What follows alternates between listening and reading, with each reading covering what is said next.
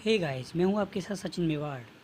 और आज हम चर्चा करने वाले हैं इतिहास के बारे में। इतिहास यानी कि इतिहास की उत्पत्ति कहां से हुई, कैसे हुई, और इतिहास को पढ़ना क्यों ज़रूरी है, इतिहास इतना महत्वपूर्ण सब्जेक्ट क्यों है। ये बिल्कुल प्रारंभिक चरण है प्राचीन भारत के इतिहास का। यहाँ से इतिहास जो है उसका आरंभ होता है। प्राचीन इतिहास की प्रारंभिक इकाई के रूप में सब्जेक्ट को इस जो विषय है इसको जाना गया है।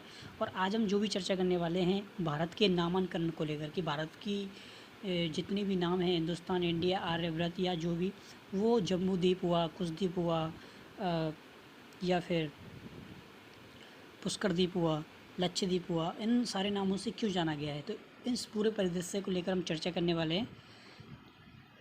तो आप इस वीडियो को पूरा देखें। देखिए, हिस्ट्री जो शब्द है, ये शब्द जो है वो ग्रीक भाषा के हिस्टोरिया शब्द से क्या है, लिया गया है। अब इतिहास मिलता कहाँ है, इतिहास इसका मतलब क्या है। देखिए, जो हिस्टोरिया है, इस शब्द का अर्थ होता है अनुसंधान। हम जब भी किसी चीज़ का अनुसंधान करते हैं तो उस समय क्या है, नई जानकारी प्राप्त होती है, और वो नई जानकारी हमारे भविष्य के लिए किसी भी काम को करने के लिए सहायक होती है, सहायता प्रदान करती है। अब इतिहास जो है, इस शब्द जो कहाँ मिलता है, ये मिलता है अथर्ववेद में। कहाँ मिलता है, ये जो शब्द है वो मिलता है अथर्ववेद में। देखिए, इतिहास एक महत्वपूर्ण सब्जेक्ट क्यों है, क्योंकि इतिहास जो है उसे तलवार और बंदूक से भी अधिक कारगर माना गया है। कोई भी देश हुआ, कोई भी धर्म हुआ, कोई भी जाति हुई, कोई भी समाज हुआ, या कोई भी चीज़ हुई, उसका खुद का इतिहास होता है। यहाँ तक कि कोई इंसान होता है, उसका भी खुद का इतिहास होता है, उसका भी अतीत होता है। और जब हम सामने वाले का पूरा अतीत जानते हैं, उसका पूरा इतिहास जानते हैं, पूरी हिस्ट्री जानते हैं, तो हमें उस व्यक्ति को समझने में बेहद आसानी होती है। हमें पता होता है कि इसका स्वभाव कैसा है। जब भी कोई युद्ध होता है तो वहाँ पर जितने भी इंटेलिजेंस इनपुट होते हैं या फिर हमारी एजेंसी होती हैं, तो वो युद्ध से पहले वहाँ की जो हिस्ट्री होती है उसकी पूरी जानकारी करते हैं कि उनकी सेना कहाँ पर है, उसके पास क्या क्या हथियार है, वो क्या करने वाले हैं।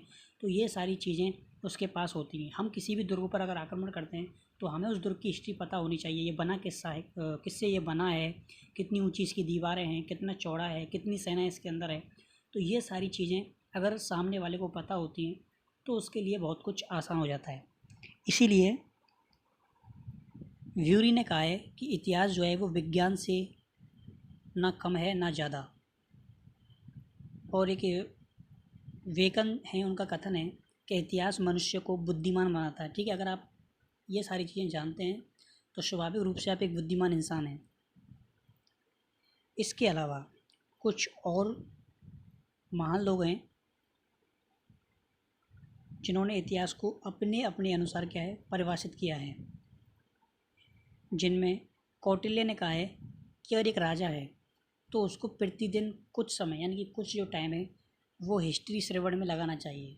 ठीक है, तो इतिहास पढ़ना बेहद ज़रूरी है। ये आपको आंतरिक रूप से और सामाजिक रूप से प्रबुद्ध बनाता है। अब हम बात करते हैं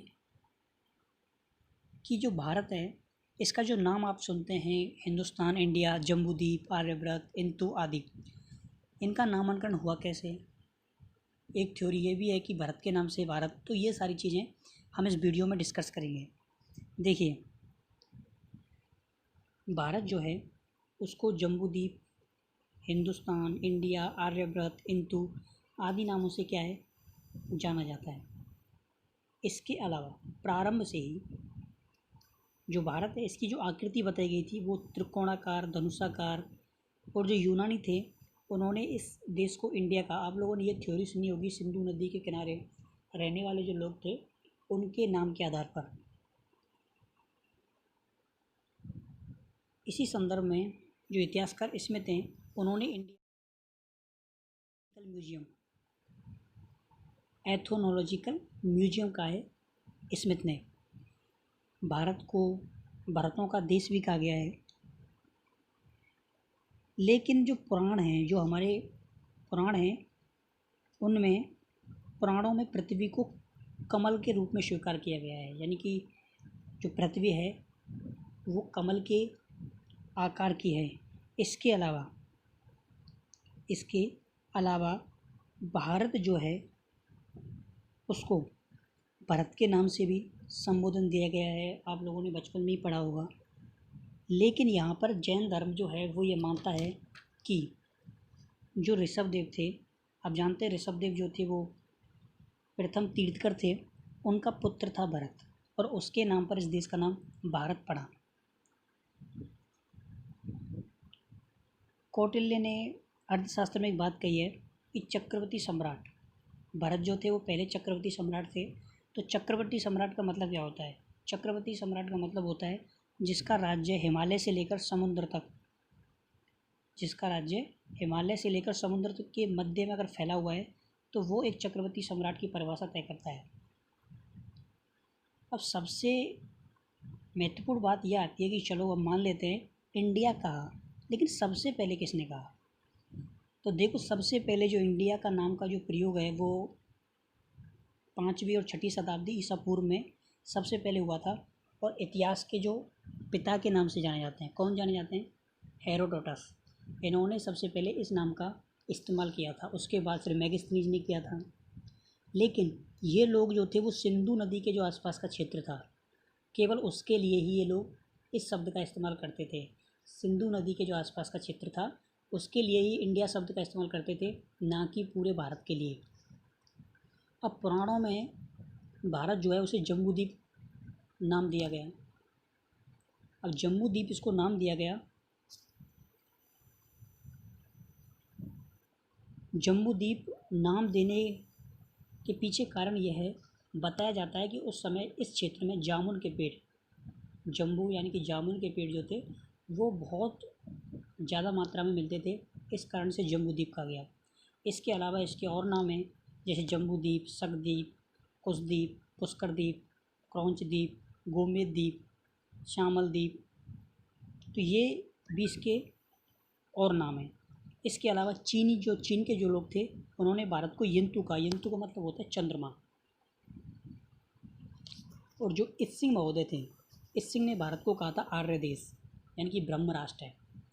तो अलग अलग लोगों ने भारत को अलग अलग नामों से पुकारा है। अब ये महत्वपूर्ण है कि सबसे पहले भारत पर कहाँ किसने कहा? तो ये कहा था खारवेल के हाथी गुम्फा अभिलेख में सर्वप्रथम प्राकृतक में, यानी कि एक भाषा है प्राकृत, इसमें भरतवर्ष यानी कि भारतवर्ष का विवरण मिलता है। तो ये एक महत्वपूर्ण जानकारी है। इसके अलावा मनुस्मृति और भागवत पुराण में भारत को जो है वो क्या कहा गया है? देव निर्मित देश, यानी कि देवताओं के द्वारा निर्मित किया गया देश भारत है। इसके अलावा नीति वाक्यमृतम, नीति वाक्यमृतम ये किसके द्वारा लिखित है? ये है सोमदेव सूरी। सोमदेव सूरी ने इसको लिखा था। इसमें भारतीय शब्द मिलता है, ठीक है। आप लोग बोलते हैं कि हम भारतीय, तो ये जो भारतीय शब्द है ये मिलता है नीति वाक्यमृतम में। ये जो किसने लिखा था? सोमदेव सूरी ने लिखा था इसको। अमीर खुसरो ने भारत को हिंद कहा है। क्या कहा है? हिंद कहा है। पृथ्वी का स्वर्ग भी कहा है, ठीक है। भारत को क्या कहा है? पृथ्वी का स्वर्ग। तो आपको ये याद रखना है कि हिंद किसने कहा, हिंदुस्तान किसने कहा, इंडिया किसने कहा, क्योंकि ये एग्जाम के पॉइंट ऑफ व्यू से काफ़ी महत्वपूर्ण होता है। ईसामी जो थे इन्होंने हिंदुस्तान कहकर संबोधित किया भारत को। हिंदुस्तान जो शब्द है वो ईसामी ने भारत को क्या कहा था? हिंदुस्तान कहा था। और नक्श ए रुस्तम अभिलेख में हिंदुस्तान नाम मिलता है। नक्श ए रुस्तम ये जो थे ईरान के शासक थे शाहपुर प्रथम, उनका ये अभिलेख था। तो इसमें भारत को क्या कहा गया? हिंदुस्तान कहा गया। 262 ईस्वी का ये लेख है। तो इसमें भारत को क्या कहा गया? हिंदुस्तान कहा गया। और एक और जगह जानकारी मिलती है हुदूद अल आलम। हुदूद अल आलम ये फ़ारसी ग्रंथ है, इसमें भी हिंदुस्तान शब्द मिलता है। क्या मिलता है? हिंदुस्तान शब्द मिलता है भारत के संदर्भ में। तो इसमें तुम्हें जानकारी मिली कि कहाँ कहाँ पर भारत को भारत, जम्बूद्वीप, इंडिया, हिंदुस्तान, हिंद कहा गया है। तो मुझे उम्मीद है इस वीडियो से तुम्हें बहुत कुछ जानने को मिला होगा।